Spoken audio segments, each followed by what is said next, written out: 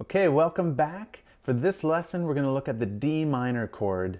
Now, the D minor is a little more difficult than some of the other chords that we've been working on, particularly because we're going to be sort of stretching our fingers out.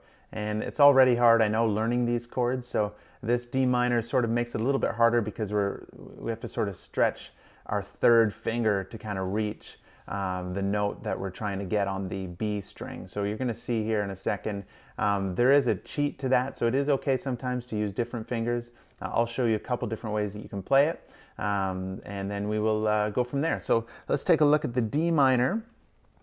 We're not going to play the two lowest strings, so we're not going to play this string or this string, which is the 6th and 5th, or the E string and the A string. And we are going to play the open D string. We're going to play the G string. Our second finger will go on the G string on the 2nd fret.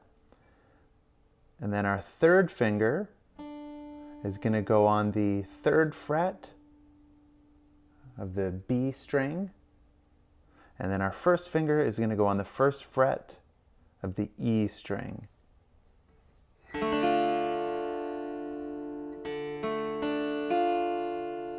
So try one at a time. Make sure you're getting clean sounding notes.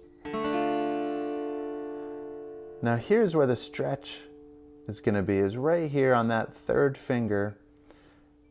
I know a lot of people have a hard time really getting this note clear because, you know, these fingers, it's just hard to kind of stretch those fingers out.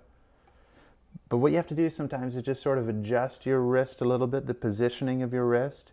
Again, you want to make sure your elbow stays in, but just adjust your wrist a little bit, get your thumb to the back of the neck. And it does take time. Sometimes over time, your fingers it'll just get easier and easier. But that's definitely a tricky one right there, is getting that 3rd fret with your 3rd finger. So here's a little cheat that you can use.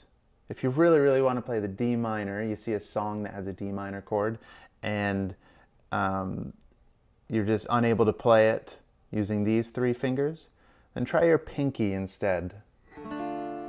It doesn't feel like as much of a stretch, although starting to use your pinky, you're going to notice it's going to be challenging at first using the pinky, but you won't be stretching it, which will make this chord a little bit easier. So you could try it like that.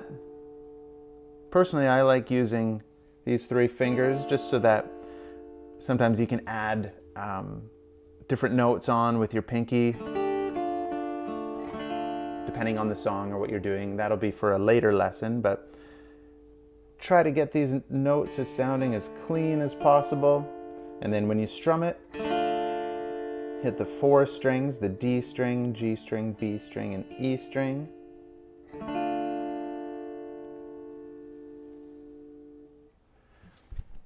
Well, you've got a bunch of chords now under your fingers, so this is good.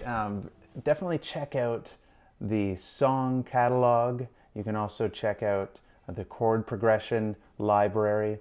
That way you can start implementing some of these chords that you're learning, and rhythm catalog as well, so that as you're doing these chords, it's not just monotonous. You want to have something where you're actually implementing these chords. So check out those sections, and then come back and learn a new chord.